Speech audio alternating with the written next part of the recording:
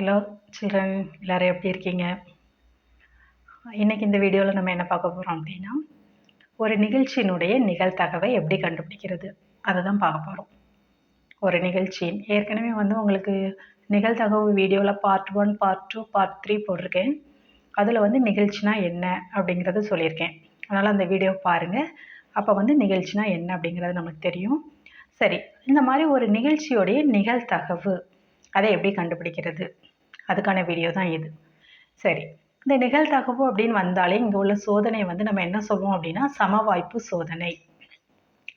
ஏற்கனவே அந்த பார்ட் 1 வீடியோவில் பார்ட் 2ல் சொல்லியிருப்பேன்.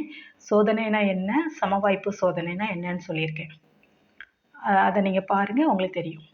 அப்போ இப்போ ஒரு சமவாய்ப்பு சோதனையில் எஸ்ஸுங்கிறது என்னது, கூறுவெளி, இதுவும் நம்மளுக்கு தெரியும். இ அப்படிங்கிறது ஒரு நிகழ்ச்சி. இந்த மாதிரி இருந்தால் இந்த இ நிகழ்ச்சியினுடைய நிகழ்தகவு என்ன, அதுதான் இப்போ நம்ம பார்க்க போகிறோம். இப்போவுமே அந்த நிகழ்தகவுக்கான ஒரு விளக்கம் நான் கொடுக்குறப்போ, நிகழ்தகவு ஒரு விகிதம் அப்படின்னு சொல்லியிருந்தேன். என்ன விகிதம் அப்படின்னா, சாதகமான வாய்ப்புகளுக்கும் சாத்தியமான வாய்ப்புகளுக்கும் உள்ள விகிதம் அப்படின்னு சொல்லியிருந்தேன். அதே தான் இங்கேயும் நான் எழுதியிருக்கேன். அதாவது அந்த இ அப்படிங்கிற நிகழ்ச்சியோடைய நிகழ்தகவு என்ன அப்படின்னு பார்த்தோன்னா, அந்த ஈங்கிற நிகழ்ச்சி நிகழ்வதற்கு சாதகமான வாய்ப்புகள் பை மொத்த வாய்ப்புகள். இந்த மொத்த வாய்ப்புகளுக்கு தான் நான் இன்னும் 2 பேர் சொல்லியிருந்தேன். வாய்ப்புள்ள வாய்ப்புகள், சாத்தியமான வாய்ப்புகள். இதுக்கு 2 பேர் இருக்குது. மொத்த வாய்ப்புகள், வாய்ப்புள்ள வாய்ப்புகள், சாத்தியமான வாய்ப்புகள். இது எல்லாமே என்னது அப்படின்னா இந்த கூறுவெளியிலிருந்து நமக்கு கிடைக்கக்கூடிய அந்த மொத்த எண்ணிக்கை. ஒரு சமவாய்ப்பு சோதனையில் நம்மளுக்கு என்னெல்லாம் கிடைக்குமோ, எத்தனை வாய்ப்புகள், மொத்த வாய்ப்புகள் என்னெல்லாம் கிடைக்குமோ அதுதான் இது. அப்போ ஒரு நிகழ்ச்சியின் நிகழ்தகவு இ அப்படிங்கிற ஒரு நிகழ்ச்சியோடைய நிகழ்தகவை நம்ம இந்த மாதிரி எழுதுவோம். P of E. பி அப்படிங்கிறது ப்ராபபிலிட்டி. நிகழ்தகவை இங்கிலீஷில் ப்ராபபிலிட்டின்னு சொல்லுவோம். அதனால் இந்த நிகழ்தகவை பி ஆஃப் இன்னு எழுதுகிறோம். இ என்ற நிகழ்ச்சியின் நிகழ்தகவு. பி ஆஃப் இனா என்னது, இ என்ற நிகழ்ச்சியின் நிகழ்தகவு. இதுக்கான விகிதம் இது. அந்த நிகழ்தகவுக்கான விகிதம் இ என்ற நிகழ்ச்சி நிகழ்வதற்கு சாதகமான வாய்ப்புகள் பை மொத்த வாய்ப்புகள். இந்த மாதிரி விகிதமாக தான் வரும். நிகழ்தகவு அப்படிங்கிறது ஒரு விகிதம். இப்படி தான் நம்ம எழுதணும். சரியா? அப்போ ஈங்கிற நிகழ்ச்சிக்கு சாதகமான வாய்ப்புகள் என்ன, எத்தனை எண்ணிக்கை இருக்குங்கிறது இப்படி எழுதுறோம்.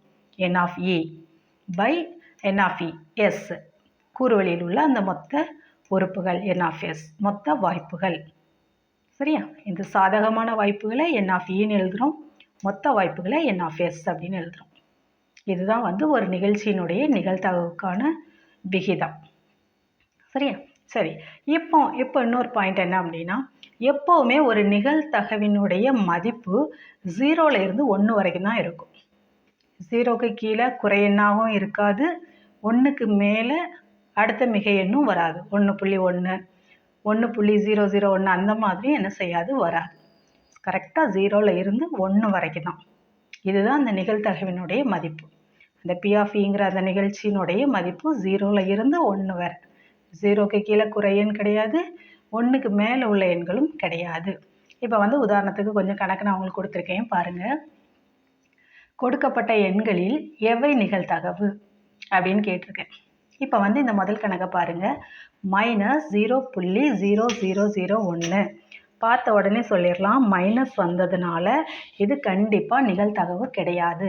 ஏன் அப்படின்னா நம்மளுடைய நிகழ்தகவினுடைய மதிப்பு என்ன மட்டும்தான் நம்ம பார்த்துருக்கோம், 0லேருந்து 1 வரைக்கும் தான், குறையெண் கிடையாது. அப்போ இங்கே இது என்னது, குறையெண். அப்போ இந்த எண் என்ன கிடையாது, நிகழ்தகவு கிடையாது, நிகழ்தகவு அல்ல. இது என்னது, நிகழ்தகவு அல்ல, அதனுடைய மதிப்பு அல்ல இது.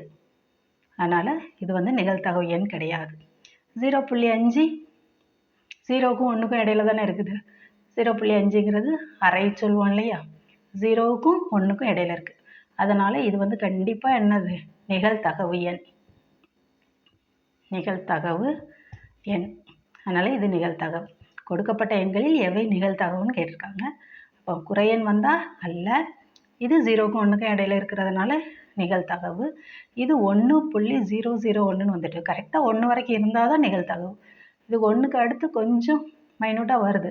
ஆனாலும் இது நிகழ்தகவு அல்ல. நிகழ்தகவு அல்ல.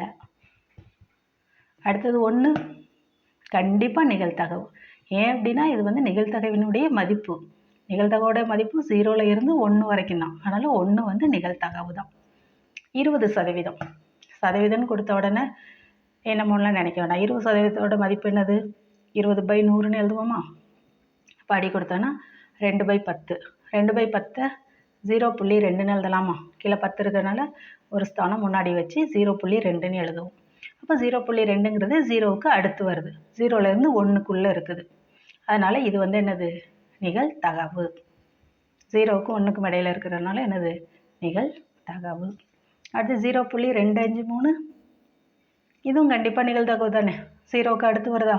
0.1 0.2 அந்த மாதிரி வருது. அதனால் இதுவும் என்னதான்? நிகழ்தகவு. அடுத்த கணக்கு பாருங்கள். 1 - √5/2.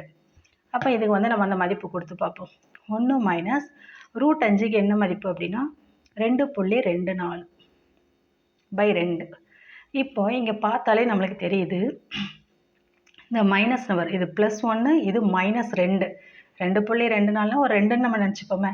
இப்போ -2.24லேருந்து 1 கழிச்சா நம்மளுக்கு என்ன கிடைக்கும்? -1.1424 இல்லையா? -1.24/2. என்னதான் நம்ம இதை அடி கொடுத்தாலும் நம்மளுக்கு என்ன வேல்யூ தான் வருது? மைனஸ் வேல்யூ தான் வருது. குறையன். நம்மளுக்கு என்ன கிடைக்குது? குறையன். ஸோ குறையன் அப்படிங்கிறதுனால இது வந்து என்னது கிடையாது? நிகழ்தகவு அல்ல. இது வந்து என்னது? நம்மளுக்கு குறையன். குறையன். அதனால் இது வந்து என்ன கிடையாது? நிகழ்தகவு அல்ல.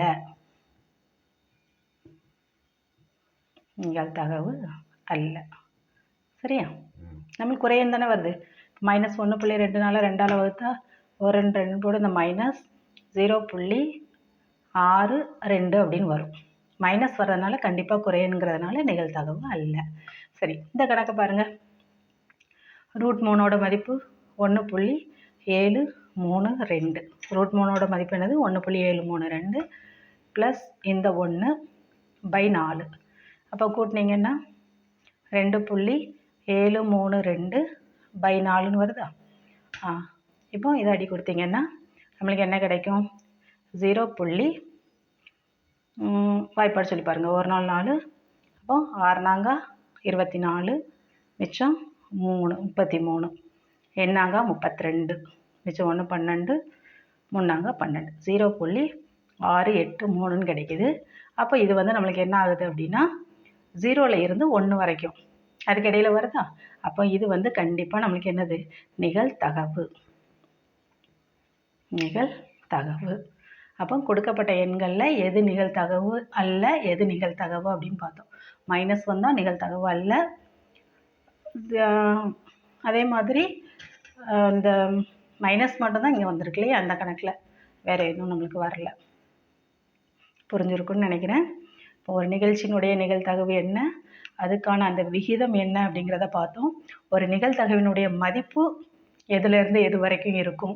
0லேருந்து 1 வரைக்கும் இருக்கும் அப்படிங்கிறத பார்த்தோம். ஓகே, புரியலைன்னா கமெண்ட் பண்ணுங்கள். தேங்க்யூ.